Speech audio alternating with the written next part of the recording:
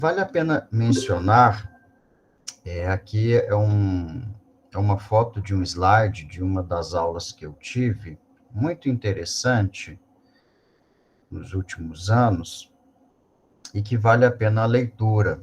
É um texto que tem a autoria de Walter Kilner e de Hermínio Corrêa de Miranda. Então, vamos lê-lo, porque eu acho ele muito resumido, mas, ao mesmo tempo, muito abrangente. Através do nosso comportamento, todos nós criamos a nossa própria identidade áurica, que revela nosso temperamento, disposição e estado de saúde. Tudo que é vivo na natureza produz sua própria aura. As mais recentes pesquisas de física quântica já demonstram que tudo que ocorre no corpo físico está relacionado ao plano energético. A aura apresenta as causas de nossas enfermidades. Em consequência, é bastante lógico intervir previamente no corpo energético através das técnicas utilizadas nas terapias vibracionais. Se a doença se apoderou do corpo físico, é conveniente fazer duas intervenções simultâneas: a intervenção no corpo físico, com a medicina alopática convencional, para agir mecanicamente nas partes afetadas pela doença, e a intervenção no corpo energético, com as técnicas vibracionais, a fim de eliminar a causa que está gerando a enfermidade. Esse texto é tão interessante que ele nos faz lembrar daquela época que a gente trabalhou junto com a espiritualidade, no trabalho mediúnico de cura na casa, né? Em que viam as entidades do Joseph Gleber, do Frederick von Stein e tantos outros. E a gente se recorda que, além de todo o trabalho no campo energético, eles sempre reforçavam que era para o doente continuar o tratamento a nível físico, né, com os médicos encarnados, né, seja pela medicina alopática ou qualquer outra. Então, é muito interessante essa conjunção, né, que a gente tem que tratar do campo físico, mas também do campo energético. Aqui é uma citação, né, da Associação Médica Espírita Brasileira, que vale a pena também mencionar, né? A Associação Médico Espírita Brasileira, ela diz que desde os tempos mais remotos da humanidade, as práticas e experiências espirituais têm sido um dos componentes mais influentes na maioria das sociedades. E profissionais da saúde, pesquisadores e população têm cada vez mais reconhecido a importância da dimensão religiosa e espiritual na saúde. Isso a gente pôde ver, né, naquela aula que a gente mencionou, citando alguns trabalhos realizados nos Estados Unidos. O número de estudos que investigam a relação entre a espiritualidade e a saúde tem crescido de forma exponencial. Entretanto, aqui é uma chamada que eles fazem, estudos sobre espiritualidade e saúde realizados em países de língua portuguesa não são bem conhecidos no exterior. E a ausência de uma revisão abrangente da literatura sobre espiritualidade e saúde, acessível a pesquisadores e clínicos, é limitada. Então, estudar, como vocês já tiveram a oportunidade de perceber, de uma forma assim, científica, essa questão da espiritualidade, é uma empreitada muito entusiasmante, só que ela é muito desafiadora e perigosa ao mesmo tempo, porque é uma área repleta de muitos preconceitos, tanto a favor quanto contra. E vale a pena lembrar uma citação de um importante filósofo do século XX, que foi Karl Popper, em que ele fala algo que quando a gente se propõe a aprender algo, a gente se vê dentro dessa citação do Karl Popper, em que ele fala que na busca da verdade, a melhor estratégia seria de começar criticando as nossas próprias crenças. Acredito que valeria a pena tentar aprender algo, mesmo se nessa tentativa observamos que não sabemos muito em nossa infinita ignorância. E esse é um campo, como vocês já puderam observar, ele é infinito. Por mais que a gente estude, a gente vê que a coisa vai se aprofundando, vai se ampliando de uma forma que nós nem imaginávamos. Aqui eu quis trazer algumas citações relacionadas a tudo que a gente vem abordando do Livro dos Espíritos. E lá diz que os seres orgânicos, citando homens, animais e plantas, trazem em si uma fonte de atividade íntima que lhes dá vida, ao passo que os seres inorgânicos são uma agregação de matéria sem vitalidade e nem movimentos próprios. Aí a gente cita os minerais, a água e o ar.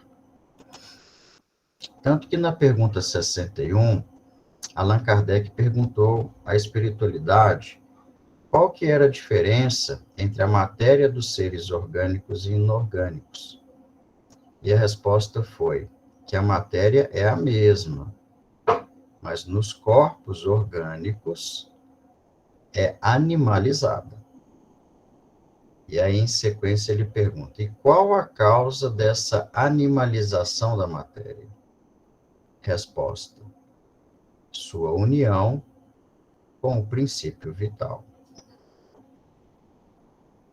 Vale a pena citar também a pergunta 65, quando Allan Kardec pergunta, e é uma pergunta feita em 1857,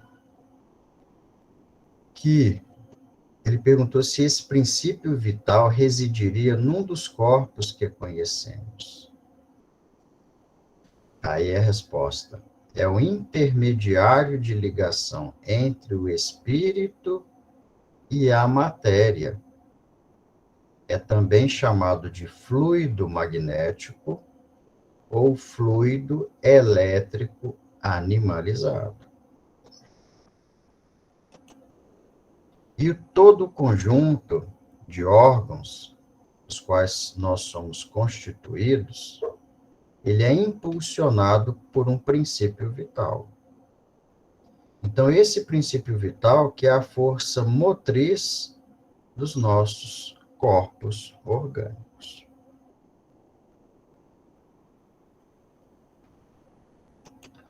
E aí, não podemos deixar de esquecer que esse fluido vital, ele é oriundo do fluido cósmico universal, e que nós estamos imersos nesse fluido.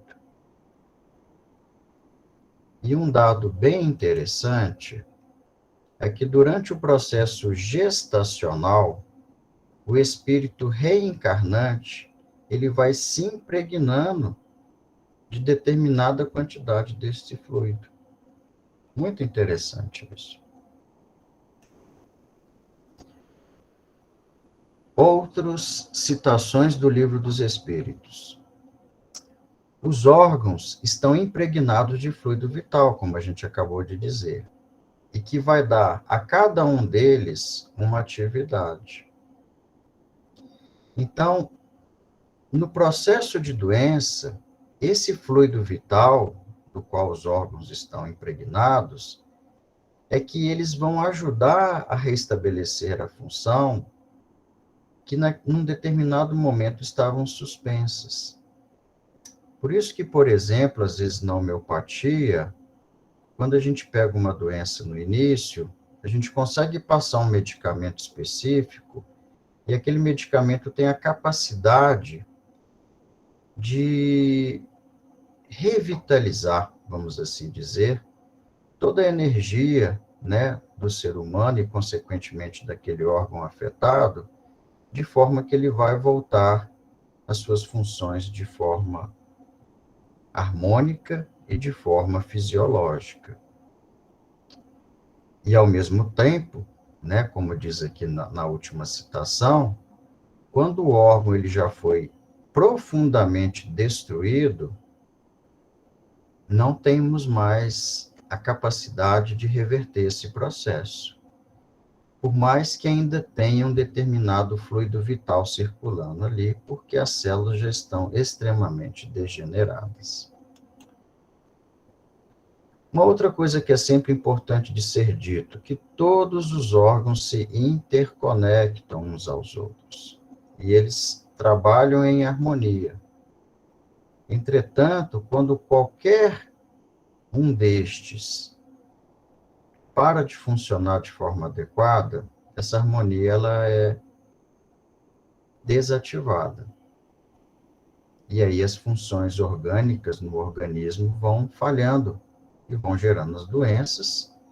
E existem algumas mortes que, quando a gente até entra, né, para ter notícia, a gente vê, morreu por falência múltipla dos órgãos, né? Porque um órgão vai interferindo no outro, seja de forma adequada ou não. Um outro dado interessante é que a quantidade de fluido vital não é a mesma em todos os seres orgânicos.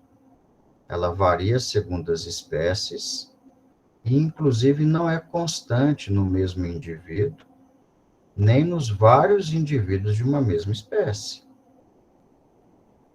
Isso é importante sabermos, né? Então, a vitalidade que nós temos hoje não é a mesma que tínhamos na infância e nem será a mesma que teremos na velhice. E entre nós mesmos varia. Basta ver nas nossas reuniões mediúnicas que alguns dos médiuns são médiuns de ectoplasma, porque eles têm um fluido vital muito grande. Então, há os que estão saturados de fluido vital, enquanto outros o possuem apenas em quantidade suficiente. É por isso que alguns indivíduos são mais ativos e enérgicos do que outros. Segundo o Livro dos Espíritos também, o fluido vital ele se renova pela absorção e assimilação de substâncias que o contêm, e pode ser transmitido de um indivíduo a outro ou de uma espécie a outra. Basta ver que a gente tem a oportunidade, nos trabalhos da casa, de acompanhar a espiritualidade, né? Recolhendo o ectoplasma de plantas, para fazer os medicamentos, para serem dados para os doentes, para ajudar a revitalizá-los, os passes, né? E por aí vai. Ô, E aqui, Breno, oi, ó, que eu só susto. queria, eu só queria aproveitar a sua fala, por mais que a gente sempre está batendo nessa tecla, mas a gente sempre tem que aproveitar qualquer assunto que a gente tem alguma informação é interessante. Você falando aí a respeito do ectoplasma. É bom colocar, porque o médio, quando ele descobre, através dos estudos e mesmo da coordenação da casa, que é passado que o médio tem essa mediunidade, o médio do ectoplasma, ele tem que ter uma responsabilidade muito maior que as outras mediunidades. Então, a necessidade de dar passe, a necessidade de fazer palestra, a necessidade de doação. Então, assim, o comportamento dele, quanto mais ele doa, mais ele troca essa energia, tá? Era isso que eu queria deixar aí para que há uma tendência muito grande do médio adoecer, aí fala assim, tá obsediado? Às vezes não. É um médio que tem um excesso de ectoplasma e ele não está trabalhando devidamente para fazer a movimentação dessa energia. E essa Renovação, energia né? parada, ela apodrece, né? Deixa aí a Ok, informação. obrigado, Fatinha. E aqui vale a pena a gente citar alguns dados históricos, né? Então, É sabido que nas civilizações primevas, lá na Babilônia, a civilização egípcia, por que não na iraniana, a medicina sempre esteve envolta por um caráter místico e religioso, e era praticada por guias espirituais. Alguns eram chamados de sacerdotes, outros por magos, pajés. E naquela época as doenças eram muito relacionadas como se fosse um castigo enviado pelos deuses como uma forma de punição aos pecadores, né? Então, isso é interessante que mais para frente a gente vai conseguir fazer uma abordagem de uma forma mais esclarecedora, de que quem realmente adoece somos nós mesmos, quando nós nos desviamos das leis naturais, das leis universais, né? É como diz um autor homeopata, Dr. Kent, ele sempre diz que a humanidade é psórica, 100% da humanidade é psórica. O que quer dizer isso? Que 100% da humanidade nasce já pecaminosa, né? Só que nós sabemos que nós somos seres imperfeitos. Por isso que Madre Teresa de Calcutá sempre dizia, o planeta Terra é imperfeito porque os seres que aqui habitam são imperfeitos. E essas imperfeições geram desarmonias em nossos campos energéticos e que em algum momento nos adoecem, né? Então a gente vê que tem uma relação, embora a percepção hoje ela é muito mais clara.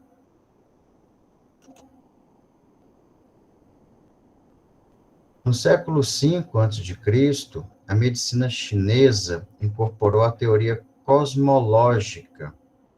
E essa teoria trazia a noção de um elemento cósmico, um princípio material energético. Então, aqui a gente já vê uma sintonia com aquela informação que a gente trouxe dos livros do Livro dos Espíritos, né? Que Allan Kardec trouxe para nós de informação. Vale a pena também citar Hipócrates, na Grécia Antiga, né? Que Hipócrates, que é considerado o pai da medicina, ele trouxe a medicina para a medicina do status de ciência, né? Porque ele incluiu a história clínica, ele incluiu o exame físico, ele incluiu a questão do diagnóstico e do prognóstico das doenças, assim como a utilização de medidas higieno-dietéticas como prática terapêutica. E ele aceitava uma natureza imaterial do homem, que estaria unida ao corpo físico. Então, Hipócrates, ele já tinha essa percepção, né, dessa vitalidade, desse fluido vital, né? Então, ele aceitava a existência de entidades imateriais relacionadas às emoções, à inteligência e à essência espiritual do homem, nessa questão do desenvolvimento das doenças orgânicas quando isso se desequilibrava. A gente não pode deixar de destacar, como a gente já citou outras vezes, Samuel Hahnemann, né? No qual, considerado o pai da homeopatia, no qual ele trouxe toda essa questão da teoria vitalista, né? Porque a homeopatia trabalha nessa questão do vitalismo, né? Só que, infelizmente, no século XIX, veio um modelo, né, muito instituído por Galeno, que é o modelo que a gente chama de modelo mecanicista ou cartesiano. Ele tomou um vulto muito grande, e aí essa questão do vitalismo foi deixada um pouco de lado. Não que Galeno não acreditasse, tá? Mas aí entrou toda essa medicina materializada, vamos assim dizer, né? E uma coisa interessante que eu fui descobrir há pouco tempo, nós sabemos da importância, né, da alopatia, né, da medicina americana nos Estados Unidos, né? A força que ela tem, a indústria, né? Só que a medicina nos Estados Unidos começou com a medicina vitalista, depois que ela perdeu, né, campo para a medicina mecanicista. Mas lá começou como medicina vitalista. Bem interessante isso. Então, para a homeopatia, aqui vou puxar um pouco a sardinha, né, para o lado da especialidade que eu estou estudando, a causa das doenças repousa no desequilíbrio do princípio vital. Então, o que o tratamento homeopático faz é tentar reequilibrar esse desequilíbrio vital, para que haja um retorno da saúde, né? E que a gênese das doenças vem de uma parte imaterial e dinâmica, que vai ascendendo para o organismo material, para o nosso organismo físico, né?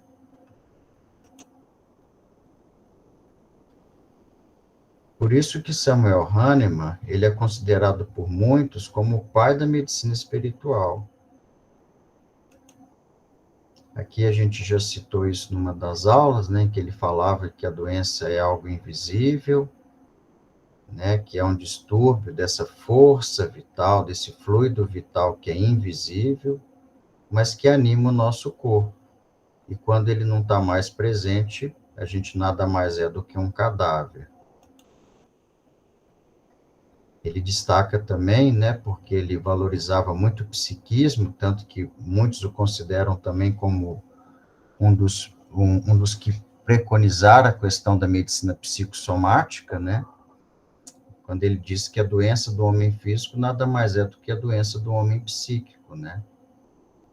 E quanto maiores forem as queixas, mais doente ele se encontra. Sabemos também que o conceito de saúde, ao longo dos anos, vem se modificando, né? Felizmente. Se vocês fizerem um levantamento do conceito de saúde pela própria Organização Mundial da Saúde, vocês vão observar que ele se amplia muito, né? Ele aborda não só a questão física, mas a questão da saúde mental, a questão da importância da vida social saudável, né? Por que não dizer da vida familiar, né? A gente observa isso muito na homeopatia, quando a gente faz uma anamnese cuidadosa, né? Uma toma de caso, como a gente diz, a gente vê que muitos problemas atuais, eles têm uma causa pretérita psíquica muito forte, né? Seja na infância, ou por que não dizer até durante o período gestacional da mãe, né? Então a gente consegue resgatar problemas pretéritos relacionados a isso, até muitas vezes dentro da própria família. Então a saúde nada mais é do que um estado, né, de equilíbrio e de harmonia entre a mente e o corpo, né? Porque é isso que vai dar o equilíbrio das nossas funções cerebrais e dos diversos outros órgãos, né? Porque quando você está equilibrado, a gente viu naqueles estudos do professor Damásio, de Portugal, em que ele mostra que quando as áreas do cérebro elas estão harmônicas, a liberação de hormônio para os órgãos é harmônica, e vice-versa, né? Quando você está passando por uma situação muito específica, de um estresse ou de algum outro problema, há um desequilíbrio aí, né? Da liberação de hormônios de forma adequada, e aí vão afetar os órgãos de forma inadequada também, que vão, a médio e longo prazo, provocar doenças a nível físico, né? Então, o binômio saúde e doença, a gente tem que entender que a mente e o corpo constituem uma única unidade. Então, isso aqui não está separado, não, tá? Isso aqui está tudo junto. Tanto que André Luiz, ele destaca que se a medicina realmente quiser investir na arte de curar, ela terá de considerar o doente como um todo psicossomático. E a ciência espírita, ela interpõe um elemento importantíssimo de ligação entre o espírito e o corpo físico, que é o perispírito, que Fatinha já abordou com muita profundidade nas aulas dela. Então, o perispírito, como vocês já sabem, é um veículo energético por excelência e está entrelaçado na matéria física. Então, esses três elementos, eles estão, como se diz, fundidos em uma unidade indissolúvel: espírito, perispírito e corpo físico. Então, está tudo junto, tá? Então, é importante a gente compreender essa constituição, porque a gente vai começar a perceber que qualquer perturbação em qualquer um deles vai perturbar o outro. Tanto que na aula de semana que vem, quando a gente abordar a questão de doenças endógenas e exógenas, a gente vai entender também por que que a gente tem que fazer a nossa parte, não só a nível mental, emocional, psíquico, seja como for, mas também na parte física. A gente tem que procurar se alimentar de forma adequada, a gente tem que procurar ingerir bebidas adequadas, a gente tem que procurar fazer uma atividade física, a gente tem que cuidar da parte física também, porque senão adoece o lado de lá também, vamos assim dizer, né? Tanto que uma vez eu perguntei para o Joseph Gleber se mesmo as pessoas que tinham o hábito de beber socialmente, uma taça de vinho aqui, acolá, o que quer que seja, se isso gerava problema a nível bioenergético, ele disse que sim.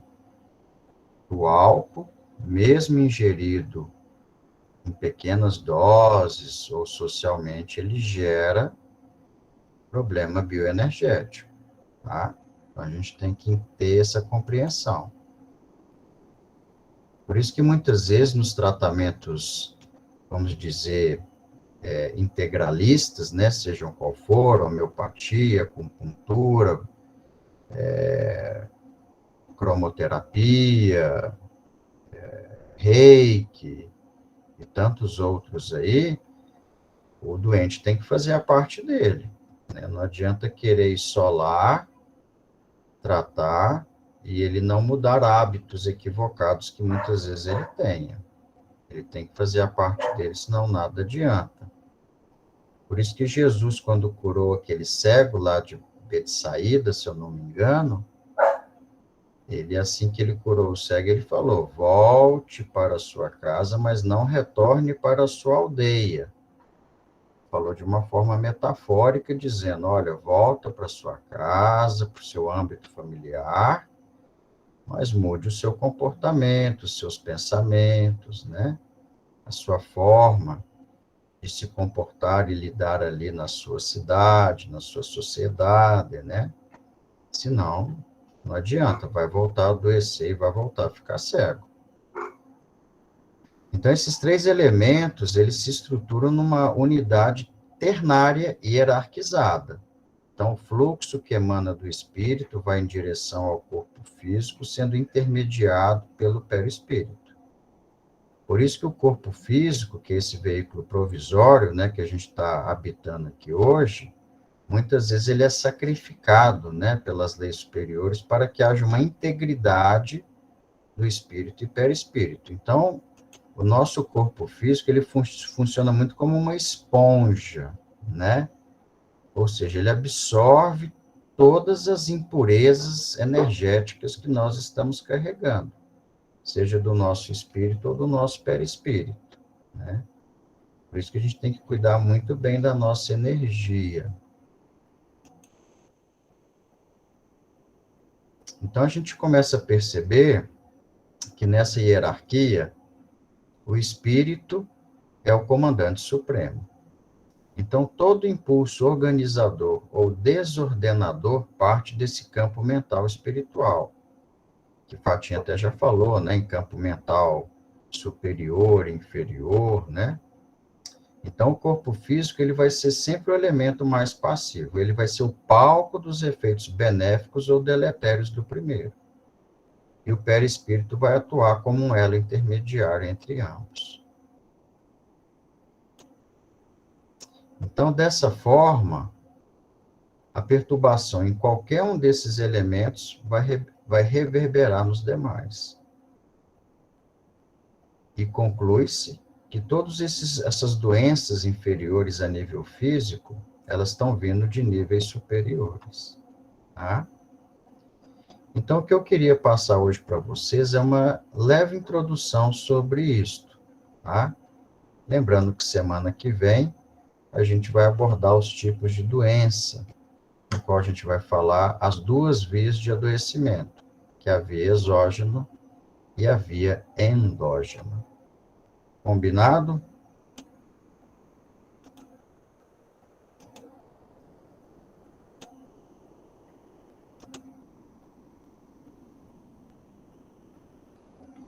Então, isso era o que eu queria expor para vocês hoje, né? Acabou que a gente gastou aí 40 minutinhos, é bom que não ficou muito cansativo.